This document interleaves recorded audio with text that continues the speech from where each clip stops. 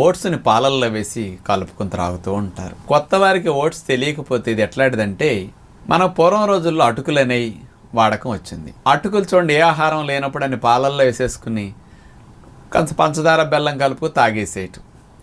Same అంతే ఇవి.